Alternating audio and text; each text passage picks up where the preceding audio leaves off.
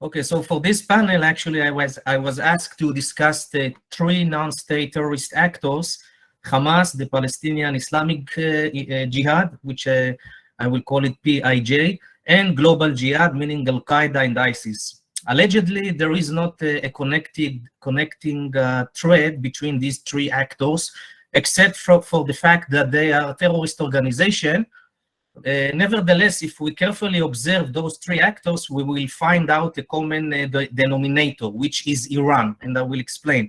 The PIJ is a proxy of Iran in the Gaza Strip. Hamas is a part of the resistance axis of Iran, and Al-Qaeda members are being supported by Iran by giving them shelter, weapons, financial, and logistical assistance. Just to remind you, in November 2020, Abu Muhammad al-Masri, a prominent Al-Qaeda leader, was assassinated in the streets of Tehran, allegedly by Israeli Mossad agents on the behest of the US. In the 21st century, the Middle East and North Africa, the MENA region, has been plagued by two main threats. The first one is the pro-Iranian resistance axis that includes Sunni and Shia actors, among them the Iranian Revolutionary Guards Corps, Hezbollah, Hamas, PIJ, and Shia militias in Syria, Iraq, and Yemen. The second threat is the global Jihad movement, meaning Al-Qaeda and ISIS. Now, all of you heard about the last escalation in Gaza Strip in the beginning of August. The last escalation in Gaza was not only a war between Israel to the PIJ, Palestinian Islamic Jihad, but also a fight against the pro-Iranian evil axis. It is important to draw attention that Hamas, the PIJ, and other Palestinian armed factions are having a joint military operation room together with the Lebanese Hezbollah in Beirut. In the recent escalation, Hezbollah and the PIJ coordinated and consulted on how to challenge Israel. Now, this is true that Hamas chose not to join the fight next to the PIJ, not because it changed its way, but because of its calculations of what it could gain and what it could lose. First of all, Hamas aims to overtake the PLO and the Palestinian Authority institutions. Joining the last escalation against Israel could undermine its efforts to achieve this goal. Secondly, Hamas is the sovereign of Gaza, is the boss in Gaza, and he has a heavy responsibility to take care of the basic needs of 2 million citizens. Gaza still suffers negative outcomes from the security escalation of May 2021, and desperately needs Egyptian construction companies and Qatar's money to rehabilitate Gaza. Third, Hamas does not like the idea that the PIJ attempts to drag Hamas into battle with Israel.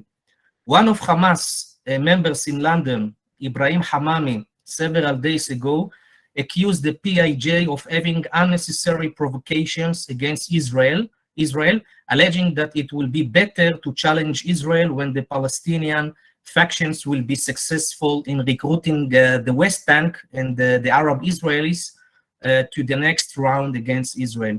Now, this point became very important, and it's an important pillar now in Hamas and PIJ strategy, particularly after the operation of Guardian of the Walls in May 2021.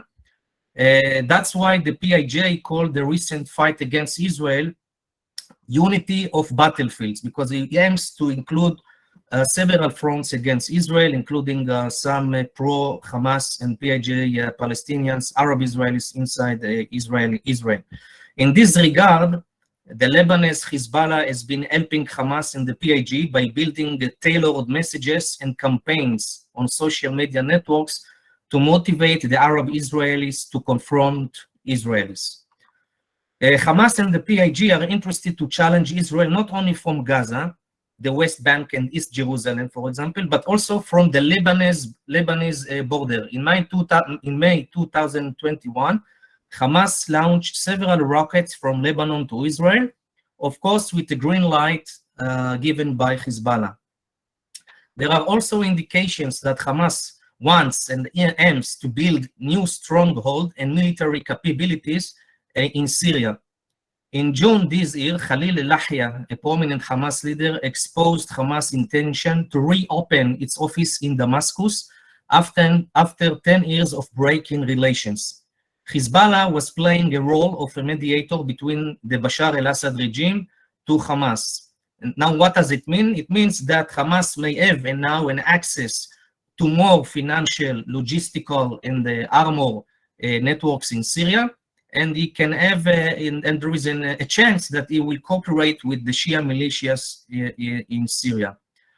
However, if Hamas will dare to use Syria as a platform to launch attacks against Israel, then the Syrian regime will pay definitely a heavy price for that.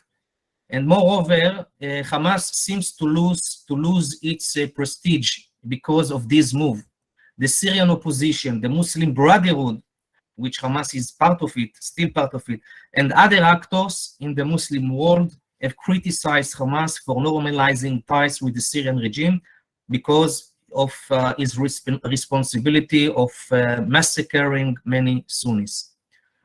I think there is also a cause for concern by the growing ties of Hamas to the Taliban in Afghanistan. In May 2021, after the Operation Guardians of the Wall, Hamas political bureau leader Ismail Haniyeh and his deputy Saleh al-Aruri met with Taliban head Mullah Abdul Ghani Baradar and other senior officials. Both of them praised each other. Taliban leader praised Hamas battle against Israel, and Hamas praised the Taliban fight against the American occupation of Afghanistan. Ismail Haniyeh also has said that he hoped the Taliban could have a role in supporting their brothers in Palestine to liberate Jerusalem. Now, this alliance between Hamas to Taliban serve both actors. Taliban can portray its image as an actor that helps the Palestinian cause, while Hamas can have access to financial networks, smuggle weapons and ammunition, train its men in Afghanistan, and strengthen the ties with Islamist actors, even with Al-Qaeda members whose number in Afghanistan has increased since Taliban took over the regime in the end of August 2020 now. Now, the second part of this lecture, I will briefly discuss about the global jihad threat in the Middle East and North Africa. ISIS has experienced considerable resilience since March 2019, when it lost its last territory in Syria. Since then, ISIS has become stronger in remote territories, especially in Africa and Afghanistan, and succeeded to expand to new territories such as Congo and Mozambique. In northeastern Syria and in Iraq, we see also how ISIS has rehabilitated its power and capabilities to carry out more sophisticated terror actions against the Kurds, the Syrian regime, and the Shia militias. The Syrian refugee camps, particularly El Hol camp in the east-north of Syria, has become a recruiting pool for ISIS. Children who live there for almost 5 years without proper education or psychological programs are being brainwashed by ISIS, and there is a threat that they will become the next generation of ISIS fighters. And this is a very dangerous situation, something must to be done. Therefore, the international community should find a quick and comprehensive solution to this problem. And now another cause of concern in Syria is the detention facilities holding ISIS fighters and their families. ISIS has been trying to break into prisons to release its prisoners. We saw this year in this January, last January, when ISIS was trying to break into a detention facility in Hasaka. Now, there are many problems in Syria. We'll just name few. For example, there is a rivalry between Turkey to the Kurds, which are undermining the efforts to fight against ISIS resilience. So if there will not be a unified front against ISIS in Syria and also in Iraq, all the money that was invested to fight and to diminish the power of ISIS can be lost. And I think that America has a very important role in Syria. As long as the US is found, US troops are found in the Kurds parts of Syria, and is initiating raids and attacks on ISIS members, then ISIS resurgence will be more difficult. But if United States will get outside from Syria, what happened in Afghanistan, then most probably that ISIS will become stronger, and because he is also exploiting rifts and local conflicts. Now it's very interesting to see also that several top ISIS leaders have found a shelter in Idlib, in north of Syria, which is mainly controlled by Hayat Tahrir al-Sham. Abu Bakr al-Baghdadi, Ibrahim al-Quraishi, the leaders of ISIS, and Maher al-Agal, the leader of ISIS in Syria, all of them were killed in Idlib. And this issue raises more questions than answers. For example, how come that Hayat Tahrir al-Sham and the Turkish intelligence are not aware of the presence of top ISIS leaders in Idlib? This is something that must be more researched. Referring to Africa, and I guess that the next speaker will elaborate the discussion on this arena, has become a very prominent jihad theater, as I mentioned, for both ISIS and Al-Qaeda. Only 2 weeks ago, ISIS disseminated tailored messages in Amharic, this is the language spoken in Ethiopia, in order to recruit Muslims from Ethiopia. Al-Shabaab al-Mujahideen, the offshoot of Al-Qaeda in Somalia, also published several interviews with new foreign fighters who immigrated from Kenya, Congo, and other African states to Somalia to explain why they decided to join Al-Shabaab and why it will be wise to other Muslims around in the Africa continent to immigrate to Al-Shabaab in Somalia. And this is an indication that Al-Qaeda and ISIS are still found in a compete with each other for the same resources, the same personnel and material resources.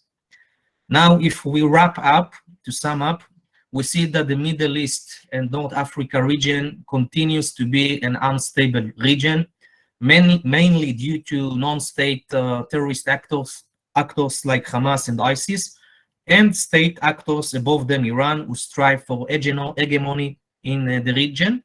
And also there are also other factors that I've not mentioned, but I think they deserve a separate panel. The climate change. The climate change is a very crucial factor that has a big impact on the region, and it's the terrorist organizations are exploiting this situation. But if we end I will end I will end it with a positive view. I think that it's very important to strengthen the ties and to cultivate alliances between moderate states like India, Israel, the United Arab Emirates, and Egypt, and other moderate Muslim countries in the Middle East in order to better cope with different threats in the MENA region. Thank you very much.